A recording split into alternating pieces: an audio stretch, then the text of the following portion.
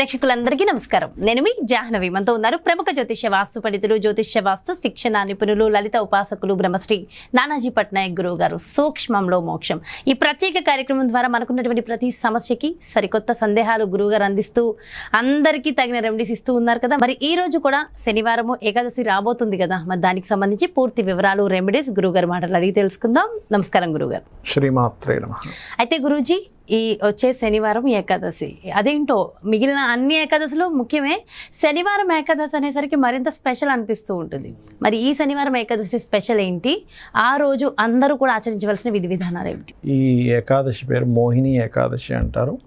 మన పూర్వజన్మ కర్మని క్షయం చేసే ఏకాదశి. తాకట్టులో ఉన్న బంగారాన్ని విడిపించి ఆ రోజు ఆన్లైన్ రేటుకే మేము కొంటాం. Sharma gold company. ఉంటాయి అంటే హెల్త్ ఇష్యూస్ వస్తున్నాయి. సహజంగా మనం చూస్తూ ఉంటాం, పూర్వజన్మ కృతం పాపం వ్యాధి రూపేణ పీడితైన. అదేవిధంగా ఉద్యోగం రావట్లేదన్నా, వివాహం అవ్వట్లేదన్నా, ఏ సమస్యను మనం ఇబ్బంది పడుతున్నామంటే పూర్వజన్మల్లో మనం చేసినటువంటి కర్మ ఆధారంగానే జరుగుతూ ఉంటుంది. మన శాస్త్రాలు చెప్తున్నాయి, మనకి శ్రీకృష్ణ పరమాత్మ కూడా చెప్పాడు ఇదే విషయాన్ని. ఓకే, కాబట్టి ఏంటి, ఏకాదశికి ఉండేటువంటి ప్రత్యేకత ఏమిటి అంటే, ముఖ్యంగా ఆ విష్ణువు మనం ఉపవసించడం ద్వారా ఫలితాన్ని ఇస్తాడు ఆయన. అందులో ప్రధానంగా ఇచ్చేటువంటి ఫలితం ఏమిటి అంటే, రోగం రాకుండా చూసుకుంటాడు ఆయన. ఎందుకు రాదు? సైంటిఫిక్గా ఏమిటి అంటే, సింపుల్గా ఏం లేదు, 15 రోజులకు ఒకసారి మనం ఎప్పుడైతే ఫుడ్ పూర్తిగా మానేస్తున్నామో లోపల మొత్తం క్లీనింగ్ ప్రాసెస్ ఏర్పడుతుంది. లేకపోతే మనం ఫుడ్ వేస్తున్నాం, మనం అరిగించేటువంటి పనిలోనే ఉంటుంది అంతా కూడా లోపల. ఇంకా క్లీన్ చేసే ప్రాసెస్ ఎక్కడ ఉంది మనకి? ఇప్పుడు ఇంట్లో మాటిమాటికి ఏదో చెత్త చెదరం వేస్తూ ఉన్నారు. ఇవి క్లీన్ చేయడం సరిపోతుంది, మిగతావన్నీ ఎక్కడ క్లీన్ చేస్తాడు? అందుకని ఏమిటి, బాడీలో ఉండేటువంటి సిస్టమ్ ఏంటంటే, మనం తిన్న పదార్థాన్ని ఫస్ట్ అరిగించే పని మీద ఉంటుంది అది.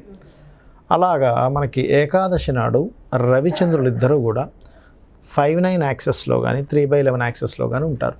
అంటే ఇమ్యూనిటీని పెంచేటువంటి పొజిషన్స్లో రవిచంద్రులు ఉంటారు. అందులో పర్టికులర్గా ఈసారి ఉండే రవిచంద్రుల పొజిషన్ ఏమిటి అంటే, వృషభంలో రవి, కన్యారాశిలో చంద్రుడు ఉన్నాడు. కన్యారాశి అనేటువంటిది ఏంటంటే యూనివర్సల్గా అందరికీ కూడా పూర్వజన్మ కర్మస్థానము. అందుకే చూడండి, కన్యారాశికి అధిపతి ఎవరు? బుధుడు. బుధుడు అంటే ఎవరు? బంధువర్గం. బుధుడు అంటే నర్వస్ సిస్టమ్, నాడీ మండలం. బుధుడు అంటే అప్పులు. అందుకే చూడండి, ఎవరితోనైనా ఏంటి మీది అంటే, అబ్బాయి బంధువర్గంతో ఇట్లా అవుతుంది, అది పాజిటివ్ ఆర్ నెగిటివ్, లేదా అప్పుల పాలు ఇబ్బంది పడుతున్నాము, లేకపోతే నాడీ మండలం చెల్లిందంటే హెల్త్ ఇష్యూస్ వస్తున్నాయి, రోగము, రుణము లేదా శత్రుత్వాలు. న్యాచురల్ 6th హౌస్ అది. న్యాచురల్ 6th హౌస్ అంటే శత్రుత్వం, రోగము, రుణము, వీటితోనే మనిషి ఇబ్బంది పడుతూ ఉంటాడు. ఎవరైనా ఈ మూడే, రోగం వచ్చిందా, శత్రుత్వాలు ఉన్నాయా, లేకపోతే రుణాలు ఉన్నాయా, ఈ మూడు లేకపోతే ప్రశాంతంగా ఉన్నా అంటాడు. ఈ మూడింటిని కూడా తొలగించేటువంటి ఏకాదశి ఈ ఏకాదశి. అయితే ఈ ఒకరోజు చేస్తే ఏది కాదు, ఇక్కడ నుంచి ఒక సంవత్సరం పాటు కంటిన్యూ 24 ఏకాదశిస్ ఎవరైతే చేస్తారో దీక్ష తీసుకోవాలంటారు. దీక్షలాగా అంటే, ఈ ఏకాదశి రాగానే ఉదయం నిద్రలేచి, అబ్బా నాకు అద్భుతమైనటువంటి రోజు ఈరోజు వచ్చింది అని అనుకొని చక్కగా కాలకృత్యాలు తీర్చుకొని మీరు చేసేటువంటి నిత్య పూజ విధానం చేసుకొని, దాని తర్వాత మీరు చేసే ప్రతీది కూడా విష్ణువు కల్పిస్తున్నట్టుగానే చేయాలి. శివాలయానికి వెళ్ళి శివుడికి అభిషేకం చేసుకొని విష్ణు సహస్రనామాలు అక్కడ చదవాలి. ఊరికే చదివేస్తే కాకుండా విష్ణువు యొక్క తత్వం ఏంటి, ప్రతి దాంట్లో వ్యాపించి ఉన్నాడు విష్ణువు. విష్ణువు అంటే వ్యాపించి ఉన్నటువంటి వాడు విష్ణువు, ప్రతి దాంట్లో ఉన్నాడు అనేటువంటి భావనతో మీరు ముందుకు వెళ్తూ ఉంటూ, ఈ 8 యామములు అంటారంటే, ఈ ఒక యామం ఈజ్ ఈక్వల్ టు 3 hours, 3 × 24, 24 గంటల పాటు ఏమీ తినకుండా ఉండగలిగితే. అయితే ఇది ఎగ్జంప్షన్ ఎవరికి అంటే, స్త్రీలకి అక్కర్లేదు, పల్లో పలమే తీసుకోవచ్చు. లేదు ఉండలేని పరిస్థితిలో ఉంటారు అనారోగ్యంతో, వాళ్ళు ఏదైనా సరే పల్లో వండని పదార్థం ఏదైనా తీసుకోవచ్చు, జ్యూస్ లాంటిది. చిన్నపిల్లలకి సంబంధం లేదు, చదువుకునే పిల్లలకి సంబంధం లేదు, రోగిష్ఠులకి సంబంధం లేదు. ఆ రోజంతా జస్ట్ నామం చేసుకుంటూ ఫుడ్ తినొచ్చు, ఏం కాదు. అయితే అన్నీ ఆరోగ్యంగా ఉన్నానండి, నేను ఐఎమ్ వెరీ హెల్దీ అనుకునేటువంటి వ్యక్తి మాత్రం ఖచ్చితంగా ఉపవాసం చేయాలి. ఇందులో కొంతమంది నిర్జల ఉపవాసం అని కూడా చేస్తారు, అంటే జలం కూడా తీసుకోకుండా చేస్తారు, చాలా కఠినంగా. బట్ ఈ ఎండాకాలంలో కొంచెం వాటర్ తీసుకోవడమే బెస్ట్ అని నేను చెప్తాను. బట్ చేసేవాళ్ళు చేస్తారు. ఆ రకంగా చేస్తూ మీరు చేసే ప్రతి పనిని కూడా భగవంతుడికి సమర్పిస్తూ చేయండి, ఆస్వాదిస్తూ చేయండి. ఆటోమేటిక్గా ఏమవుతుందంటే, మీకు ప్రతిదీ భగవంతుడికి సమర్పిస్తూ ఎప్పుడైతే మీరు చేస్తారో అది ప్రసాదంగా మారిపోతుంది. ప్రసాదం మాధుర్యంగా ఉంటుంది. భగవంతుడికి సమర్పించారు, ఆ పని చేసుకున్నాము, దాని రిజల్ట్, ఫైనల్ రిజల్ట్ ఏంటి? ఒక ప్రసాదం సమర్పించినప్పుడు అది ఎంతో మాధుర్యంగా ఎలా మారిందో మీరు చేసే పని కూడా అంతే మాధుర్యంగా మారుతుంది. దానివల్ల వచ్చే ప్రతి పరిణామం కూడా మీకు ఆనందాన్ని ఇస్తుంది.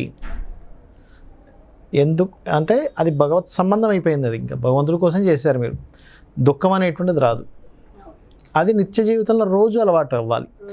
ఒకసారి చేసిన ఏకాదశి రోజు ఎలా అయితే ఉన్నామో దాన్ని మనం రోజు అలవాటు చేసుకోవడం ప్రాక్టీస్ చేయాలి. చేసినట్లయితే ఖచ్చితంగా మీకు విజయం లభిస్తుంది. సో ప్రత్యేకమైన రెమెడీ అంటే అదే అంటారు. అదే. ఇంకోటి ఏంటంటే ఖచ్చితంగా శివాలయంలో కూర్చొని విష్ణు సంబంధించినటువంటిది విష్ణు సహస్రనామాలు చేయడం. ఉదయం సాయంత్రం చేసుకుంటే ఇంకా మంచిది. అది కూడా అలాగా కొంతమందికి రాదు, విష్ణు సహస్రనామాలు రాలేదు అనుకోండి, ఉదాహరణ కూర్చొని చక్కగా విష్ణు సహస్రనామాలు పెట్టుకోండి. మీ ధ్యాస అంతా కూడా ఇక్కడికి వెళ్ళిపోవాలి. నాలిక పైకి పెట్టండి, ఇట్లా నాలిక ఇది పైన టచ్ అవ్వాలి. విష్ణు సహస్రనామాలు వింటున్నారు, ఇక్కడ ఉండేటువంటి భాగం మీద దృష్టి పెట్టారు, వింటూనే ఉన్నారు. అలాగా ఆటోమేటిక్గా ఏమవుతుందంటే మీరు పెట్టి చూడండి, ఒక్క నిమిషంలో మీకు ఏదో తెలియని అదే చూస్తున్నాను నేను.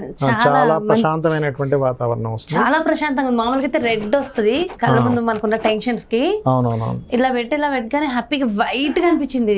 ఒక నిమిషం పాటు, ఒక సెకండ్ పాటు. ఆ మంత్రం అంటే విష్ణు సహస్రనామాలు వింటూ చేస్తే ఇంకా బాగుంటుంది. యాక్చువల్గా ఈ ప్రాసెస్ రోజు లలిత కానీ విష్ణు కానీ రెండిట్లో ఏదైనా ఒక పెట్టుకొని చేయొచ్చు. చేస్తే ముఖ్యంగా నేనేం చెప్తానంటే, ఎక్కువ అప్పులు ఉన్నాయి, అపర్ణాయ నమః అనుకుంటూ చేయండి. అంటే ఇక్కడ ధ్యాస పెట్టి మీకు ఏ ప్రాబ్లం ఉంటే దానికి సంబంధంగా చేయండి. చేస్తే ఖచ్చితంగా బాగుంటుంది. ఓకే. అసలు అన్ని ప్రాబ్లమ్సే కదా మనిషికి. అసలు ఏ ప్రాబ్లము లేకుండా ఉండాలంటే దానికి ఏమైనా ఉంటుందా? ఒకటమ్మా, అన్ని ప్రాబ్లమ్స్ కావు. అన్ని ప్రాబ్లమ్స్గా మనం అనుకుంటాం, మనమే సృష్టించుకుంటా అంటారా? అన్ని సంఘటనలు, అందులో కొన్ని ప్రాబ్లమ్స్ ఉంటాయి. అన్నిటినీ ప్రాబ్లమ్స్ అని మనం అనుకుంటున్నాం. బద్ధకస్తుడు ఉన్నాడు అనుకోండి, బాగా బద్ధకస్తుడు, ఇంట్లో పిల్లడు ఉన్నాడు, అరే పాల ప్యాకెట్ తీసుకురా అన్న ప్రాబ్లంగానే ఫీల్ అవుతాడు. అబ్బా నేను ఇప్పుడు కిందకి వెళ్ళాలా, తమ్ముడిని పంపించవచ్చు కదా, నాన్నని పంపించవచ్చు కదా అంటాడు. అదే పెద్ద సమస్యలాగా. అట్లా. కాబట్టి అన్ని ప్రాబ్లమ్స్ కాదు, మనం సృష్టించుకుంటున్నాం. బట్ ప్రతి సమస్యకి సొల్యూషన్స్ ఖచ్చితంగా ఉంటాయి. అదే పిల్లోడిని ఫ్రెండ్ వచ్చాడు అనుకోండి, కిందకి వచ్చాడు ఫ్రెండ్ ఎందుకుంటే వెళ్ళిపోతాడు. అలాగే మరి ప్రత్యేకంగా ఏకాదశి చాలా స్పెషల్ ఏకాదశి కాబట్టి ఇంకా అందరి కోసం ఒక స్పెషల్ రెమెడీ ఒకటి చెప్పండి గురించి. అంటే స్పెషల్ రెమెడీ అంటే నేను ఇవాళ ఒక రెమెడీ చెప్పబోతున్నా. ఏంటంటే ఒక్కొక్క పదార్థంతో కూడా సంబంధం ఉంటుంది. ఎక్కువగా కనుక మీకు బంధువర్గంలో, మరీ ఎక్కువ బంధువర్గంలో నేను చెడైపోతున్నాను, లేదా బంధువర్గం వారితో నాకు ఎక్కువ ప్రాబ్లమ్స్ వస్తున్నాయి అని అనుకునేటువంటి వారు పెసలు దానంగా ఇవ్వాలి.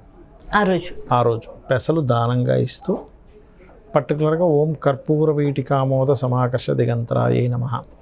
ఇది ఎలా ఉంటుందంటే ఒక్కొక్క పదార్థము ఆ గ్రహానికి సంబంధంగా ఉంటుంది. బుధుడు రిలేషన్స్కి కారకుడు, అప్పులకు కారకుడు, నాడీ మండలానికి కారకుడు. ఈ బుధుడు సెన్స్కి కారకుడు. మనం ఏదైనా ముట్టుకుంటే మనకు తెలుస్తుందంటే సెన్స్ బుధుడికి బుధుడు అందుకే బుద్ధి పనిచేస్తూ ఉంటుంది. మీరు తప్పుడు నిర్ణయాలు తీసుకుంటున్నారు అనిపించినా, లేకపోతే బంధువర్గంలో సరిగ్గా మన కమ్యూనికేషన్స్ లేవనిపించినా, అప్పులు ఎక్కువగా అవుతున్నాయి అనిపించినా, మన మీద ఎవరైనా ఏదైనా దుష్ట ప్రయోగం చేస్తున్నాడని అనిపించినా కూడా పెసలు, ఇంకా వీలైతే మినుములతో కలిపిన మినుములు పెసలు రెండూ కలిపి కనుక దానంగా చేసినట్లయితే మీకు ఆ ఇబ్బంది అనేటువంటి తగ్గుతుంది చాలా మటుకు. చాలా సంతోషం, చక్కగా వివరించారు గురుగారు. Thank you so much. నమస్కారం. శ్రీమాత్రే నమః. చూసారు కదండి, మరి ఇది ఏకాదశి శనివారం. మరి శనివారం ఏకాదశి చాలా ప్రత్యేకం. అందున ఈ ఏకాదశి మరింత ప్రత్యేకమట. ఖచ్చితంగా కొత్తగా ఏకాదశులు చేయాలని తలిచే ప్రతి ఒక్కళ్ళకి ఇది అద్భుతమైన అవకాశం అనే చెప్పాలి. మరి ఏకాదశులు మొదలు పెట్టాలన్నా, అసలు ఏకాదశిని చేయాలన్నా, ఈ ఏకాదశిని చేయలేని వాళ్ళు కూడా మిస్ కాకుండా చేయవలసిన ఏకాదశి ఇది. సో ఖచ్చితంగా ఇంతటి మంచి అవకాశాన్ని ఎవ్వరూ కూడా దుర్వినియోగపరుచుకోవద్దు. మనందరం కూడా చక్కగా చేసేద్దాం, మరింత మంచి ఫలితాలను పొందుదాం. మరో ప్రత్యేకమైన కార్యక్రమంతో మళ్ళీ మీ ముందుకు వచ్చేస్తాను. మరి అదేవిధంగా మీ యొక్క జాతకానికి సంబంధించి కానీ, లేదంటే మీ ఇంటి వ్యాపార వాస్తుకు సంబంధించి కానీ గురువు గారిని సంప్రదించాలి, అపాయింట్మెంట్ కావాలనుకుంటే వెంటనే క్రింద డిస్ప్లే అవుతున్నటువంటి నెంబర్స్కి కాల్ చేయండి. నమస్తే.